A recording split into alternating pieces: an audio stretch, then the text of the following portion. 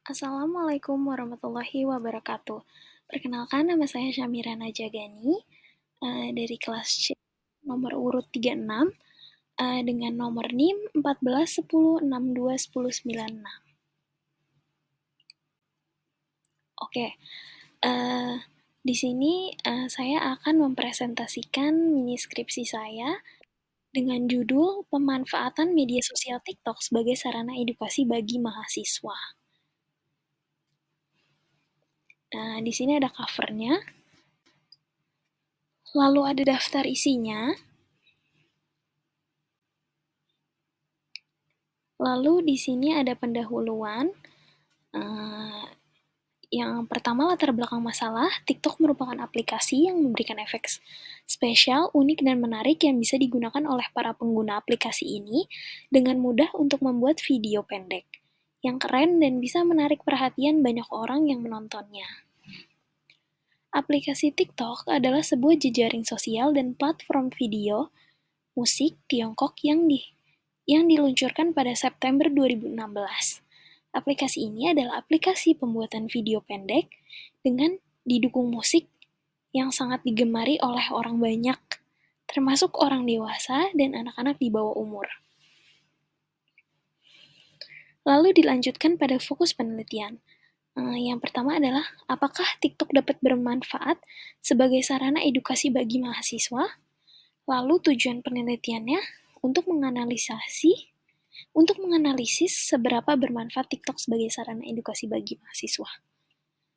Lalu manfaatnya, untuk meningkatkan pengetahuan penulis mengenai TikTok juga bisa menjadi sarana edukasi. Lalu yang kedua, dapat digunakan sebagai acuan untuk penelitian berikutnya yang serupa dengan penelitian ini. Next slide ada review literatur. Ini masih review literatur.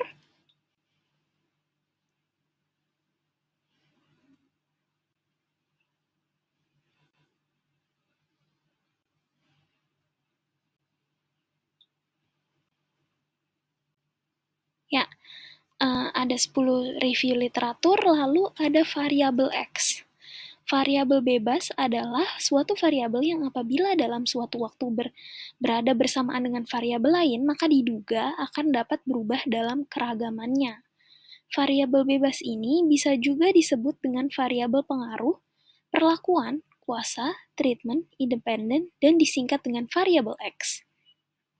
Yusuf memaparkan bahwa variabel bebas adalah variabel yang mempengaruhi, menjelaskan, merangkum variabel yang lain. Variabel X pada penelitian ini adalah TikTok sebagai sarana edukasi. Lalu ada bab 3, metode penelitian. Yang pertama ada paradigma penelitian. Menurut Lexi J. Moleong, paradigma merupakan pola atau model tentang bagaimana sesuatu distruktur atau bagaimana bagian-bagian berfungsi yang di dalamnya ada konteks khusus atau dimensi waktu. Lalu ada pendekatan penelitian. Pendekatan kualitatif adalah prosedur penelitian yang menghasilkan data deskriptif berupa kata-kata tertulis atau lisan dari orang-orang dan perilaku yang dapat diamati. Lalu ada metode penelitian. Metode penelitian pada dasarnya merupakan cara ilmiah untuk mendapatkan data dengan tujuan atau kegunaan tertentu. Berdasarkan hal tersebut, dalam metode kualitatif, realitas dipandang sebagai sesuatu yang berdimensi banyak. Suatu yang utuh serta berubah-ubah.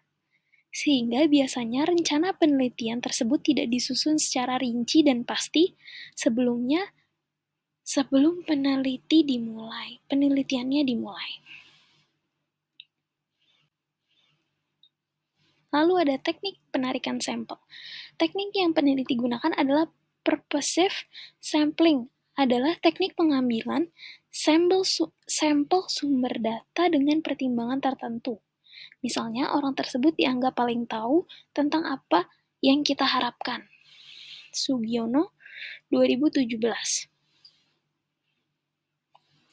Lalu, ada metode pengumpulan data. Data adalah sekumpulan keterangan, ataupun fakta yang dibuat dengan kata-kata, kalimat, simbol, angka, dan lainnya. Data di sini didapatkan melalui sebuah proses pencarian dan juga pengamatan yang tepat berdasarkan sumber-sumber tertentu. Adapun pengertian lain dari data yaitu suatu kumpulan keterangan atau deskriptif dasar yang berasal dari objek ataupun kejadian. Lalu ada dua jenis metode pengumpulan data yaitu kualitatif dan kuantitatif. Pengertian data kualitatif adalah data yang berbentuk kata, skema, dan gambar. Data kualitatif penelitian ini berupa nama dan alamat objek penelitian. Sementara pengertian data kuantitatif adalah data yang berbentuk angka atau data kualitatif yang diangkakan. Penelitian ini yang berjudul Pemanfaatan Media Sosial TikTok sebagai Sarana Edukasi bagi Mahasiswa menggunakan wawancara, observasi, dan studi literatur untuk metode pengumpulan datanya. Lalu ada metode pengukuran data, coding. Teknik coding adalah langkah yang dilakukan seorang peneliti untuk mendapatkan gambaran fakta sebagai salah satu kesatuan analisis data kualitatif dan teknik mengumpulkan serta menarik kesimpulan analisis psikologis terhadap data yang diperoleh. Coding sebagaimana diuraikan oleh Saldana dimaksudkan sebagai cara mendapatkan kata atau frase yang menentukan adanya fakta psikologi yang menonjol, menangkap esensi kata, atau menandai atribut psikologi yang muncul kuat dan dari sejumlah kumpulan bahasa atau data visual.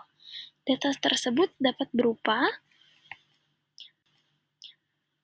transkrip, wawancara, catatan, lapangan observasi partisipan, jurnal dokumen, literatur, artefak, fotografi, video, website, korespondensi, email, dan lain sebagainya.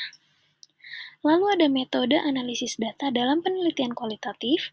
Analisis data dilakukan selama dan setelah pengumpulan data dengan teknik-teknik misalnya analisis domain, analisis taksonomisik,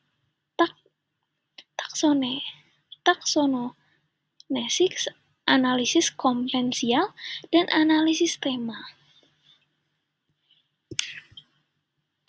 Lalu ada strategi penelitian. Pendekatan penelitian yang digunakan dalam penelitian ini adalah data kualitatif. Lalu ada keterbatasan dan kelemahan penelitian. Keterbatasannya adalah penelitian ini adalah mengenai pengambilan sampel. Susahnya mendapatkan orang yang tepat untuk diwawancarai mengenai topik proposal. Lalu kelebihan penelitian. Kelebihan penelitian adalah mengenai review literatur yang dapat dikatakan tidak bisa terlalu banyak karena pembahasan tentang topik TikTok sebagai sarana edukasi ini merupakan topik yang jarang diteliti dan peneliti tidak banyak dapat menemukan tentang jurnal dengan topik tersebut. Lalu yang terakhir ada daftar pustakanya. Sekian dari presentasi saya. Wassalamualaikum warahmatullahi wabarakatuh.